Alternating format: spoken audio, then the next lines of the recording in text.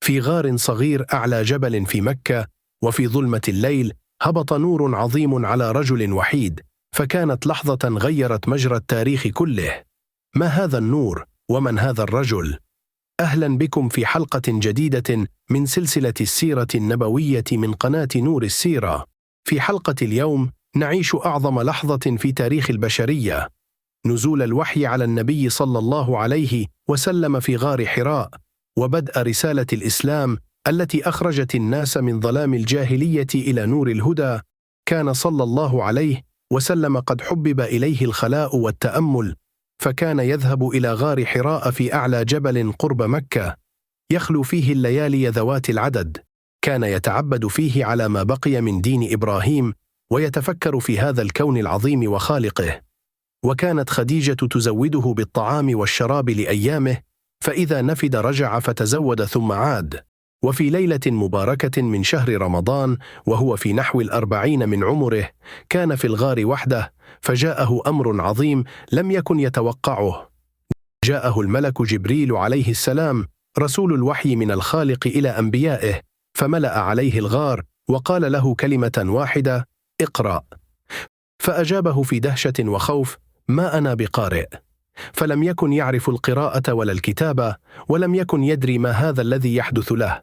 فأخذه الملك وضمه ضما شديدا حتى بلغ منه الجهد، ثم أرسله. وتكرر ذلك 3 مرات، وفي كل مرة يقول له: اقرأ، فيجيب: ما أنا بقارئ. ثم نزل عليه الوحي بأوائل سورة العلق، يأمره ربه أن يقرأ باسمه سبحانه، ويذكره بأنه الذي خلق الإنسان وعلمه من العلم ما كان يجهله. فكان هذا أول ما نزل من القرآن الكريم. فرجع صلى الله عليه وسلم يرجف فؤاده من هول ما رأى، ونزل من الجبل مسرعا إلى بيته وقد غشيه خوف عظيم. فدخل على خديجة وقال: زملوني زملوني. فزملوه حتى ذهب عنه الروع، ثم أخبرها الخبر وقال: لقد خشيت على نفسي. فثبتته خديجة بكلمات خالدة: أبشر، فلن يخزيك الخالق أبدا، إنك لتصل الرحم، وتحمل الكل، وتقري الضيف، وتعين على نوائب الحق. نعم الزوجة التي تثبت عند الشدائد. ثم انطلقت به خديجة إلى ابن عمها ورقة بن نوفل، وكان شيخا كبيرا قد عمي بصره، يقرأ الكتب السابقة ويعلم من أمر الأنبياء الكثير. فلما سمع ورقة الخبر قال: هذا هو الناموس الذي نزله الخالق على موسى، أي إنه الملك جبريل نفسه الذي كان يأتي الأنبياء من قبل. ثم قال: يا ليتني أكون حيا شابا حين يخرجك قومك. فتعجب النبي وقال: أو مخرجي هم؟ قال: نعم، ما جاء رجل بمثل ما جئت به إلى عودي وأوذي. ثم فتر الوحي زمنا، فلم ينزل جبريل مدة، فحزن النبي صلى الله عليه وسلم حزنا شديدا، واشتاق إلى عودة الوحي، وثبته ربه في تلك الفترة. ثم عاد الوحي مرة أخرى بأوائل سورة المدثر، يأمره ربه أن يقوم فينذر الناس، ويدعوهم إلى توحيد الخالق وترك الأوثان. فبدأت رسالته العظمى، فحمل صلى الله عليه وسلم أعظم أمانة حملها بشر، أن يخرج الناس من عبادة الأصنام إلى عبادة الخالق وحده، ومن ظلم الجاهلية إلى عدل الإسلام. وعلم جبريل النبي كيف يتوضأ للصلاة وكيف يصلي لربه، فكانت الصلاة أول عبادة يتقرب بها إلى الخالق، 2 في أول الأمر. فكانت خديجة رضي الله عنها أول من آمن به وصدقه، ووقفت إلى جانبه تثبته وتؤازره. فنعمت الزوجة الصديقة. وأول من آمن من الرجال صاحبه أبو بكر الصديق، الذي لم يتردد لحظة حين دعاه إلى الإسلام، بل صدقه من فوره. وأول من آمن من الصبيان علي بن أبي طالب، وهو غلام صغير. وأول من آمن من الموالي زيد بن حارثة.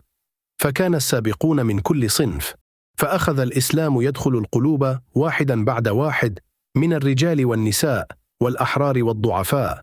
أولئك هم السابقون الأولون إلى الإيمان. وكانت الدعوة في أولها سرا نحو 3 سنين، خوفا من بطش قريش. يجتمع المسلمون خفية، يتعلمون دينهم ويصلون بعيدا عن الأعين.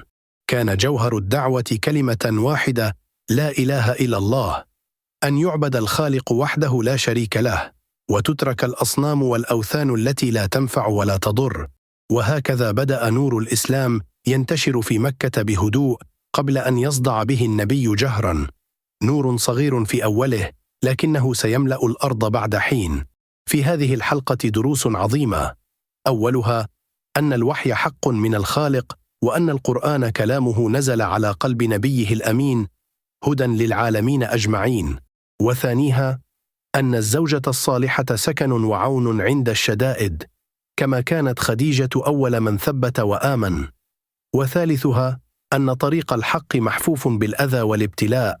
ورابعها أن النبوة أمانة ثقيلة ومسؤولية عظيمة، اختار لها الخالق أصدق الناس وأأمنهم وأكملهم خلقا. وخامسها أن فجر الهدى قد أشرق أخيرا بعد طول ظلام، فبدأت البشرية رحلتها من الضلال إلى الهدى على يد خاتم الأنبياء. والآن أخبرونا، أي موقف من حلقة اليوم أعجبكم أكثر؟ شاركونا رأيكم في التعليقات، وإن أعجبتكم الحلقة فاضغطوا زر الإعجاب واشتركوا في القناة حتى تصلكم كل حلقة جديدة. وفي الحلقة القادمة نعيش بدء الدعوة الجهرية، وكيف واجهت قريش النور الجديد بالأذى والعناد. تابعونا، والسلام عليكم.